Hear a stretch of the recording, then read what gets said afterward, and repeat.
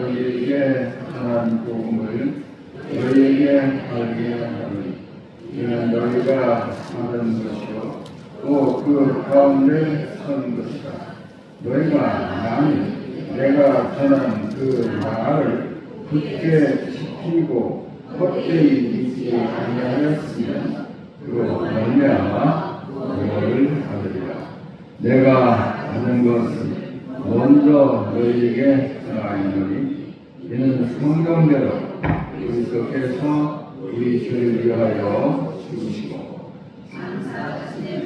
죽었다가 성경대로 사흘 만에 다시 살아나사 에바에게 보이시고 후에 그 제자에게와 그 후에 500여 형제에게 일시 보이셨나니 그 중에 지금까지 대다수는 살아있고 어떤 사람은 잠들었으며 그 후에 야고보에게 보이셨으며 그 후에 모든 사도에게와 맨 나중에 만삭되지 못하여 난 자 같은 내게도 보이셨느니라.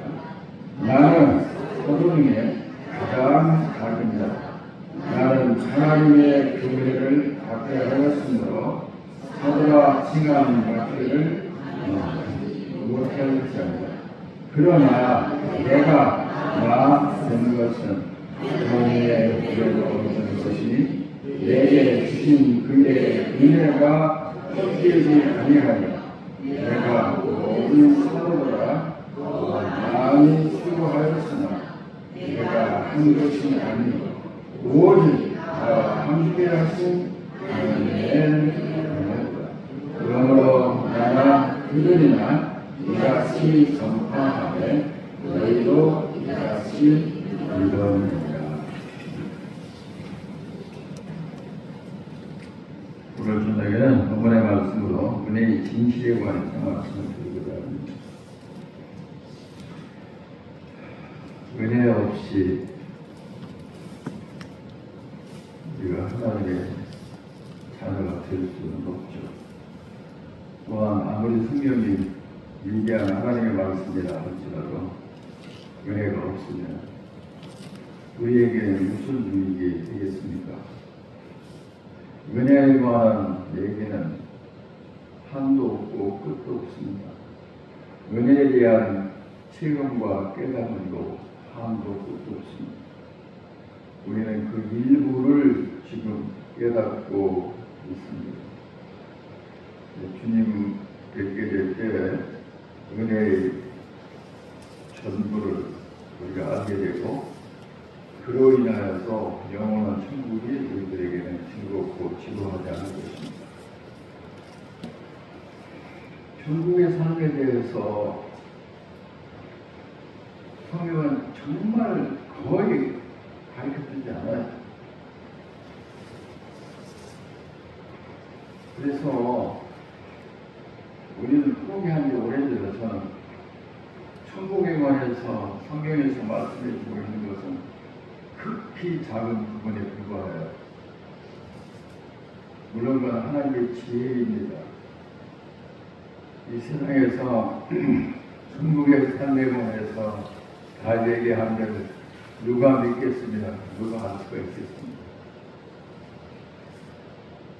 그래서 제가 생각하기로는 그 영원한 끝이 없는 영원한 영생을 누릴 때 과연 천국에서 우리는 무엇 가지고 지루하지 않을까? 이 지루하다는 생각을 합니다. 정말 여러분 생각해 보세요. 몇십 년 사는 것도 이렇게 지루한데 아니 죽지도 않고 영원히 사는데 뭘 하고 살까요? 그런 거 생각 안 해보셨어요? 답이 안 나와요. 답이 안 나와. 그래서 하나님께서 감춰주신 거예요. 장래일을 알지 못하게 하셨습니다. 알아봤자 지금 우리는 믿을지도 않고 이해할 수도 없고 그렇기 때문에 그러나 한 가지는 제가 그 생각을 많이 해봤는데 한 가지는 이거예요. 대답은. 그래요. 하나님은 우리들에게 보여주신 은혜와 사랑이 얼마나 크고 놀라운 것인지, 그건 영원보다도 큰 것이다. 그러니까 하나님 나라에서 우리의 삶이 지루하지 않고 늘 기쁜 것은 하나님의 은혜를 매일같이 새롭게 깨닫고 누리기 때문이다라고 생각할 수밖에 없어요. 뭐 거기서 환경이 좋다? 환경이 좋아봤잖아요. 얼마 좋으면 그게 환경이 좋은지 어떤지도 몰라요. 그러니까 하나님 나라에서 무슨 모든 조건이 다 갖춰졌다 손 치더라도 그것은 우리들에게 늘 흥미를 일으키고 지루하지 않고 새롭게 신선한 기쁨을 줄 수는 없을 거예요. 그래서 이 은혜, 우리가 이 세상에서 조금 맛보고도 이렇게 좋은데 그 은혜의 전부를 하나님 나라에서 우리를 누리는 데는 아무래도 영원히 필요하다. 영원의 시간이 필요하다고 생각이 듭니다. 그런데 우리 이 세상에 살면서 은혜에 대한 오해가 참 많다는 것, 여러 번 설교를 통해서 말씀드렸습니다. 오늘 이 본문을 선택한 이유 중에 하나는 사도 바울의 은혜에 대한 그런 각성, 깨달음이 이상하다는 겁니다. 보통 사람은 이걸 몰라요. 그래서 그 말씀을 오늘 아주 간단하게 말씀드리고자 합니다. 우리가 읽은 본문 가운데서 끝부분에 가면 사도 바울께서 이렇게 말씀하십니다.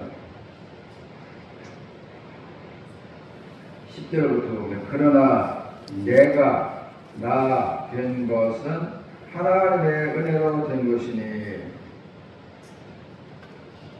것이니 내게 주신 그의 은혜가 헛되지 아니하여 내가 모든 사도보다 더 많이 수고하였으나 내가 한 것이 아니요 오직 나와 함께 하신 하나님의 은혜로다.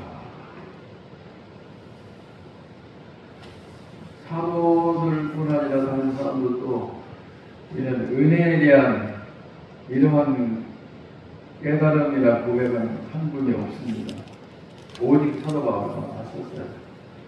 뭐냐면 내가 하나님을 위해서 다른 사람보다 더 많이 수고한 것이 하나님의 은혜입니다. 그걸 깨달았다. 어떻습니까? 일반적으로 생각하는 하나님의 은혜와는 전혀 다른 생각이잖아요. 내게 주신 하나님의 은혜로 인하여 내가 하나님을 위해서 수고할 수 있다는 것이 아주 차별화된, 다른 사람과는 완전히 차별화된 하나님의 은혜다. 나와 함께 하신 하나님의 은혜입니다. 근데 10절, 11절에서 사도 바울이 말하는 것은 왜 이렇게 말했느냐면 나의 나 된 것은 바로 그거예요. 나의 나 된 것은. 그러면 오늘 저를 포함해서 오늘 예배 참석하신 성도 여러분 자신을 누구라고 생각합니까? 나의 나 된 것은 현재 나입니다. 앞으로 뭐 어떻게 되고 아니고 현재 나의 나 된 것은 나는 누굽니까? 나는 어떻게 지금 어느 정도의 인간입니까? 어느 정도의 그리스도인입니까? 나의 나 된 것은. 그러면 고린도전서를 쓰실 때 제 몇 장 첫 줄에 뭐라고 썼어요? 그리스도의 사도된 바울은 사도라고 했어요. 로마서 1장은 뭐라고 썼어요? 그리스도의 종된 바울은.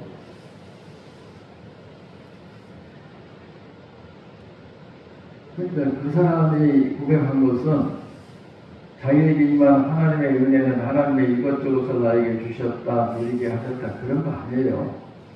그보다 훨씬 중요한 거, 소유보다 존재. 그런 얘기 많이 들어보셨죠? 소유냐 존재냐. 근데 사람들은 왜 소유에 대해서 생각합니다. 소유가 더 많아지기를 원하고 번성하기를 원하죠. 남보다 더 갖기를 원하죠. 그건 세상에 속한 사람. 그래서 이런 철학적 질문, 소유냐 존재냐 또는 존재냐 소유냐, 하는 이 두 가지 명제, 이 두 가지 질문에 대해서 우리가 깊이 생각하지 않으면 사람답게 살 수가 없습니다. 그냥 동물적 차원에서 살다가 죽는 거예요. 그래서 소유냐 존재냐 라는 것에 관해서 사도는 하나님의 은혜를 어떤 것으로 접근하느냐면 존재적 측면, 존재에 관해서 생각하는 거예요. 나의 나 된 것은 이건 소유가 아니라 존재라는 말이에요. 나라는 거야. 요즘 말로 말하면 자기의 아이덴티티, 내가 누구냐 하는 거야. 난 도대체 어떤 인간이지? 나는 뭐지? 이것에 대해서 하나님의 은혜는 나라고 하는 존재를 변화시켰다. 그게 하나님의 은혜라는 거야. 나의 나 된 것은. 그러면 그 앞에 뭐라고 했어요? 나는 사도라고 부르기에는 너무나도 부족한 사람입니다. 왜냐하면 예수를 핍박했어요. 최초의 핍박자예요. 그러니까 그 생각을 하면 감히 사도라고 예수님의 제자라고 부름받기에는 천부당 만부당한 사람인데도 우리 주님께서 그럼에도 불구하고 만나주셨잖아요. 자기 사도로 삼으셨잖아요. 그 생각이 그 일생 동안 변함없이 가면 갈수록 커지는 감동의 물결이었다. 감동이었다는 거예요. 나의 나 된 것은, 나의 나 된 것은 하나님의 은혜로 된 나는 도대체 뭐예요? 저 자신도 저에게 대답해야 되고 우리 주사님도 자기 자신에 대해 물어보세요. 나의 나 된 것은 하나님의 은혜로 된 것이냐? 하나님의 은혜로 된 나는 도대체 뭐예요? 어떤 존재가 됐다는 것이냐는 것입니다. 우리가 늘 사용하는 말이에요. 하나님의 자녀가 됐습니다. 죄 사함받고 의인이 되었습니다. 하나님의 상속자가 되었습니다. 이게 바로 우리 존재라는 거예요. 근데 유독 이 사람은 예수를 핍박한 사람이에요. 사도 바울이 예수를 핍박할 때 과연 사도 바울이 예루살렘에서 어떤 지위에 있었느냐에 대해서는 성경학자들도 거의 입을 다물고 있어요. 그런데 어떤 학자 하나는 사도 바울이 그 당시 자기가 여러 가지 자료를 생각해 볼 때 성전 수비 대장이었을 것으로 봅니다. 물론 사도 바울에 관한 책들이 정말 많습니다. 저도 많이 가지고 있어요. 그런데 그거 보면 한 분은 그렇게 말해요. 그 당시에 그가 예수를 핍박하는 성공장에 쓴 것을 보면 성전 수비대장이었을 것이다. 그는 가마리엘 문화의 수제자로 유명한 바리새인이요 그런 율법 선생입니다. 그러면서 동시에 그런 권세를 가지고 있었기 때문에 그런 박해를 할 수 있었다는 거예요. 예수님이 십자가에 달리실 때 사도 바울의 모습은 나타나지 않습니다. 그 중에 있었겠죠. 그런데 이제 예수님 승천하신 후에 예루살렘 교회가 성립이 돼서 교세가 확장되기 시작하는데 무서운 속도로 확장됐습니다. 그래서 도저히 감당이 안 되기 때문에 이제 이 사울이 나타나서 기독교 박해를 하는 선봉장이 됐잖아요. 예루살렘에서 양이 차지하면서 외국까지 가서 그 짓을 하려고 했던 이런 대단한 사람이에요. 하여튼. 그러니까 자기가 저지른 죄악 때문에 하나님의 부르심을 받았음에도 불구하고 다른 사도와 비교해 볼 때 항상 그게 마음에 거리낌이 됐던가 봐요. 그게 그로 하여금 뛰어난 사도가 되는 하나의 동인이 됐다는 것도 사실이에요. 저 베드로를 봐라. 물론 개인적으로 예수를 배반했죠. 그러나 사람을 죽이지는 않았잖아요. 근데 나는 뭐야? 온 예루살렘 사람 유대인들이 다 아는 핍박자잖아. 그런데 내가 그리스도인이 됐다? 새 사람이 되었으니 그 말을 사도 바울이 했습니다. 이전 것은 지나갔으니 보라 새 것이 되었도다. 이건 자기 고백일 거예요. 그리고 모든 그리스도인들에게도 같은 그런 일이 일어났음을 자기를 본보기로 삼아서 말씀해 주신 것이 분명합니다. 그런데 이제 사도가 된 다음부터 열심히 그리스도를 증거했습니다. 예수님의 제자들 중에 사도 바울을 능가하는 분은 없잖아요. 대단한. 그런데 그 마음속에 항상 그런 마음이 들어서 여기 고린도 교회에 보내는 편지 가운데서도 나는 사도라 칭함을 받기에는 너무나 부족한 사람이고 나는 다리 차지 못해서 난 그런 미수와 같은 존재다.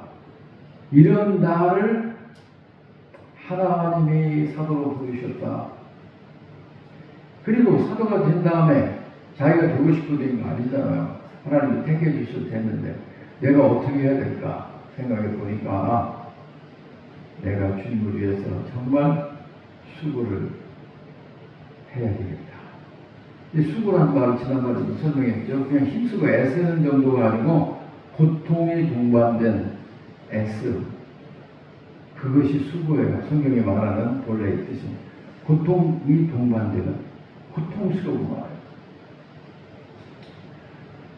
그래서 그분은 자기 과거 때문에 더 주님에게 헌신하고 주님에게 충성하고 주님에게 수고를 아끼지 않고 수고할 수 있다는 것이 하나님의 은혜다. 내가 하나님을 위해서 뭔가를 할 수 있다. 더더욱이나 교회를 위해서 그리스도를 위해서 고난을 받는다는 것은 이건 특별한 은혜라고 생각한 거예요. 이게 특별한 은혜다. 그러면 이건 나와는 상관이 없을까? 나는 바울처럼 안 했으니까 내가 그리스도를 위해서 교회를 위해서 수고하는 것은 굳이 은혜라고까지 할 필요가 없지 않을까? 이렇게 생각할 수도 있습니다. 그러나 그렇지 않습니다. 우리들이 그리스도를 만난 이후에 지금까지 마음속으로나 실제 행동으로 그리스도를 고통스럽게 한 적이 없습니까? 많잖아요. 하나님을 용서하는 하나님이시니까 다 하나님께 용서해 주셨어. 기도 한 번 하면 다 용서하는 거야. 그래서 요한일서 1장 8절 9절의 말씀을 아주 맛있게 합니다. 우리가 우리 죄를 찾아보면 하나님 부시고 우리 모든 죄를 깨끗하게 하시고 모든 불의에서 우리를 깨끗하게 건져내실 것입니다. 기도하면 끝나는 거야. 우리가 자백한다는 말은 같은 말을 한다는 뜻이에요. 자백한다는 말. 그게 뭐냐면 성경에 이렇게 하면 이것은 하나님이 미워하시는 일, 하나님이 싫어하시는 일이요, 하나님을 대적하는 일이다라고 하는 것에 내가 동의한다는 뜻이에요. 같은 말을 한다. 내가 생각할 때 국가주법 갖고 무슨 죄의식을 가지고 이거 다 하는 거지 뭐. 그렇게까지는 어떻게 우리가 살 수 있어. 그렇게 하는지 모르지만 성경 말씀에 말씀한 것에 대하여 내가 똑같이 말합니다. 똑같이 말하는 자백하다. 동의하는 거예요. 같은 말을 하다. 그렇다면 우리들도 이제 사도 바울의 죄책감 때문에 그의 과거 때문에 다른 사도들보다 더 주님을 위해서 수고하는 것을 피하지 않고 오히려 수고하는 것을 스스로 택했다는 것을 생각해 볼 때 우리들도 하나님께 하나님의 은혜를 깨닫고 하나님의 사랑을 받고 구원받은 이후에 하나님을 고통스럽게 한 일이 많잖아요. 그러면 기도 한 번 하고 나 용서받았어. 그리고 말면 됩니까? 됐냐고요. 그래서 사도 바울의 말씀이 우리들에게 유익한 거예요. 사도 바울은 그 생각할 때마다 나의 나가 된 것은 하나님의 은혜로 된 것이니 하나님을 위해서 수고할 수 있다는 자격을 주고 그런 생각을 주고 그런 기회를 주고 그런 깨달음을 주신 하나님이 은혜인 것을 고백하고 있는 것입니다. 저와 여러분이 하나님을 위해서 그리스도의 교회의 사역을 위해서 고통이 따르는 애씀, 노력, 수고를 하셨다면 하나님의 은혜가 부족해서도 아니고 운이 나빠서도 아니고 하나님의 은혜라고 깨달으셔야 된다는 것입니다. 그래야 돼요. 제가 아는 후배 목사님 한 분 계시는데 정말 정직한 분이에요. 정말 열심히 하고 열심히 있고 설교도 잘하시고 참 좋은 분인데 그렇게 고난이 많은 거예요. 어떻게 그렇게 고난스러운 일이 많은 거예요. 그래서 제가 하나님 앞에 얼마나 많이 기도했는지 몰라. 하나님, 왜 그 사람은 그렇게 고생이 많습니까? 수년 동안. 그래서 얼마 전에 작년쯤 될 거예요. 내가 정기적으로 저를 찾아오니까 1년에 한 4번 정도 찾아와서 같이 식사하고 얘기하고 그러는데 제가 대놓고 그랬어요. 김 목사, 내가 김 목사가 그렇게 고난이 많은 것을 인하여서 하나님 앞에 수년 동안 질문하고 부르짖었어요. 그런데 내가 마침내 조금 깨달은 게 있어 말해줄게. 그러면서 얘기를 했어요.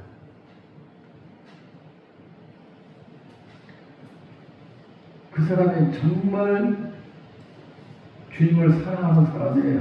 정말 기도 많이 하는 사람이에요. 정말 헌신하는 사람이에요. 개인적인 하나님 체험도 엄청 많은 사람이에요. 그러나 지금도 고생 엄청나게 하고 있어요. 그런데 내가 수년 동안 이 목사를 위해서 기도했는데 하나님께서 나에게 희미하게나마 깨닫게 하신 것이 뭐냐면 더 예수를 닮으라고 하시는 것 같아.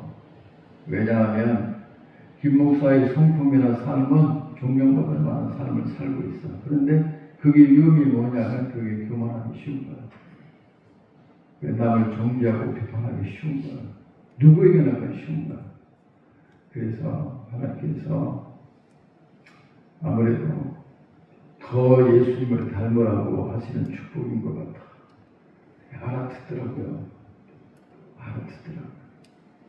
여러분, 그리스도를 위해서 하나님이 세우신 교회를 위해서 남보다 더 수고하는 것이 은혜라고 하는 것을 사도 바울처럼 깨닫게 되는 목사나 모든 성도가 되기를 바랍니다. 거기는 또 다른 은혜예요. 훨씬 더 깊어요. 어떻게 하든지 간에 수고하지 않고 편하게 사는 것이 하나님의 은혜가 아닙니다. 근데 대부분은 그게 은혜라고 생각해요. 물론 하나님 우리에게 마음의 평안을 줄 때 은혜죠. 은혜 아닌 게 어디 있습니까? 그러나 정말 사도 바울처럼 다른 사람보다 더 많이 수고한 것이 나와 함께 하신 하나님의 은혜로다 라고 깨달은 사람은 교회를 통해서 신앙생활하고 사역을 하면서 또는 세상을 살아가면서 힘들고 어려운 일이 일어났을 때 과연 어떤 반응을 보일까요? 주님은 우리에게 말씀하시기를 항상 기뻐하고 범사에 감사하라고 하셨습니다. 그리고 쉬지 말고 기도하라고 하셨습니다. 그것은 뭐죠? 우리의 일상생활을 말하는 거예요. 너희 매일의 생활, 죽기 전까지 지속적으로 한순간도 중단 없이 계속되는 너희 일상의 삶 속에서 감사하고 기뻐하고 기도하라는 겁니다. 그렇게만 하면 아무 문제 없어요. 문제가 있어도 다 문제를 해결하면서 살아가는 거예요. 문제를 뚫고 나가는 거예요. 근데 우리는 예수 그리스도를 믿어서 성경에 피난처가 많다고 그러니까 맨날 피하려고 생각하는 모양인데 성경에서 피난처라고 하는 그런 뜻이 아니거든요. 그렇기 때문에 저는 이 말씀을 늘 생각하면서 그래, 내가 그리스도를 위해서나 교회를 위해서나 어떤 사람을 위해서 그리스도의 마음으로 그리스도의 뜻을 성취하기 위해서 고생한다면, 수고한다면 그건 불행이 아니라 그건 축복이고 그건 은혜다. 그런 마음을 갖게 됩니다. 사랑하는 성도 여러분, 이 말씀을 마음속에 명심하십시오. 남보다 더 줄무리해서 최선을 다하시고 수고하시기를 바랍니다. 너희 수고가 주 안에서 헛되지 않는다. 그 유명한 말씀들이 나오죠. 이게 고린도서 15장에 이 말씀 가운데 나오는 거예요. 맨 마지막에 나오는 거예요. 제가 읽어드리겠습니다. 58절에 보면 그러므로 내 사랑하는 형제들아 견실하며 흔들리지 말고 항상 주의 일에 더욱 힘쓰는 자들이 되라. 이는 너희 수고가 주 안에서 헛되지 않은 줄 압니다. 어떻게 하든지 수고 않는 것이 하나님의 은혜요 축복이라고 하는 생각은 분명코 하나님께로부터 온 생각은 아닌 것이 분명합니다. 예, 그런 얕은 물에서 놀지 말고 그 얕은 발바닥을 적시는 정도의 은혜에서 놀지 마시고 우리 길을 훌쩍 넘기고 푹 빠질 수 있는 은혜의 깊은 수심 깊은 바다에서 우리들이 살아야 되는 거예요. 그래서 정말 하나님을 위해서 수고한다. 내가 어떻게 감히 나 같은 것이 하나님을 위해서 수고한단 말이야. 하나님은 그걸 받아주시니까 하는 거예요. 받아주시니까. 내가 교회를 위해서 수고한다? 아, 이거 영광이에요. 영광이라고요. 그 전에 보면 그런 분들이 들어 있었어요. 이제 뭐 구역이나 또는 여러 그 여전되면 여전조에 또 형제면 형제에서 청소하러 나오면 하다하면 나올 때도 나오시는 분들 안 나오시는 분들이 있습니다. 근데 마침 어떤 아주 오래된 얘기예요. 한 집사님이 계셨는데 그분은 교회 중간에 들어오셨어요. 다른 곳에서 세도 저는 그 구역의 세도에서 남편이 중학교 선생님이셨는데 거기서 이제 친제교회 교인으로 일하시다가 이제 대전으로 발령을 받고 오셔서 대전에서 오시면서 이제 저희 교회에 열심으로 출석을 했습니다. 근데 그분이 청소를 하러 오셔서 하면서 그러는 거예요. 목사님, 저는 교회 바닥 청소할 때 주님의 몸을 씻는다는 마음으로 하니까 너무 즐겁습니다. 그러시더라고요. 참 은혜로운 생각이다. 그렇게 생각하면 청소가 얼마나 즐거울까. 그런데 어떤 경우에도 보면 어떤 분은 화를 내요. 화를 내요. 나온다고 그냥 안 나오고 나 혼자니까 그게 안 나오고 불평하는 거야. 그럴 만도 하죠. 뭐 그걸 탓하는 건 아닌데. 그러나 두 분의 경우를 비교해 봅시다. 내가 주님의 몸을 닦는 것처럼 그런 기쁜 마음으로 청소를 합니다. 바닥을 닦고 의자를 닦고 여기 모든 것을 다 닦는데 시종일관 기쁨을 하는 거예요. 그런 마음에 어떤 분은 화가 한뜩 나가지고서 하면 그게 무슨 섬기는 일이 되고 기쁨이 되겠습니까? 수고를 주님을 위해서 눈에 보이는 교회의 기물들을 위해서 건물을 위해서 장소를 위해서까지를 포함하여 내가 뭔가 특히 적은 부분이라도 주님의 일에 참여할 수 있다는 것을 영광으로 생각하면 얼마나 기쁘고 행복하겠습니까? 그게 똑같은 거예요.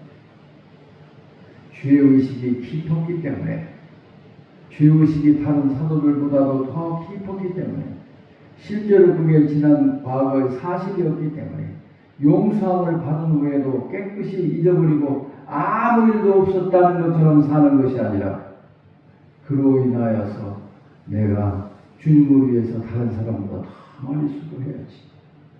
그것으로 과거의 죄값을 씻겠다는 뜻이 아니에요. 그를 용서해 주시고 나를 받아주시고 허락하신 나를 불러주신 그분의 사랑과 은총을 생각하면 무엇을 감히 수고라고 할 수 있겠느냐 이런 뜻이에요. 그래서 위대한 사도가 된 거예요. 생각을 해보세요. 하나님께서 어떻게 판단하시는지는 모르지만 우리가 보면 사도 바울을 능가하는 위대한 사도가 어디 있습니까? 그렇게 만든 것 중에 하나가 무엇이냐고요? 그리스도의 은혜의 깊이를 그 어떤 사도보다도 깊이 느낀 사람. 근데 그렇게 된 것은 그가 지은 죄 때문에 그래요. 그렇기 때문에 죄 많은 곳에 은혜도 많다는 것이 사도 바울이 입으로 한 얘기예요. 죄 많은 곳에 은혜도 많다. 죄에 대한 깊은 각성과 참여의 마음을 가지니까 하나님의 은혜를 그만큼 깊이, 마치 산이 높으면 골이 깊은 것과 같은 겁니다. 그랬더니 다른 사람들은 깨닫지 못하였던 그리스도를 위해서 수고하는 것, 다른 사도들보다 더 수고하는 것이 하나님의 은혜요, 나와 함께 하신 하나님의 은혜로다. 그래서 무슨 일이든지 남이 하는 걸 마땅치 않게 다 생각하고 내가 다 하겠다 그런 뜻 아니잖아요. 다 아시잖아요. 나에게 주어진 일, 그 일에 대해서 기쁨으로 수고를 마다하지 않아요.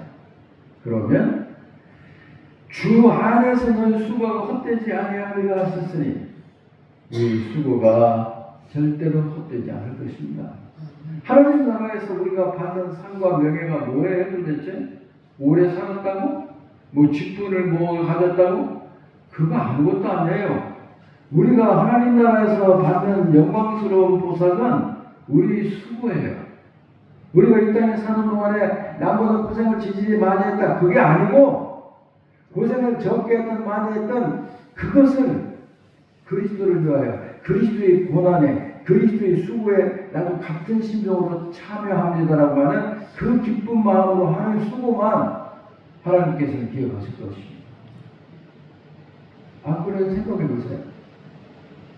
수고하면서도 감사하는, 내가 이 일을 할 수 있다는 것이 너무나 감사합니다.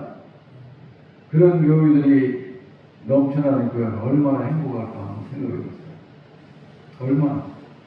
그러므로 은혜의 진실, 하나님 우리에게 베푸신 은혜는 너무 많습니다. 그러나 오늘 우리는 특별한 은혜에 대한 각성을 보게 됩니다. 내가 하나님을 위해서 수고한 것이 하나님의 은혜입니다. 하나님이 나와 함께 해주신 은혜입니다. 라고 고백하는 우리 교회 성도들이 다 하기를 바랍니다. 잠시 기도합시다.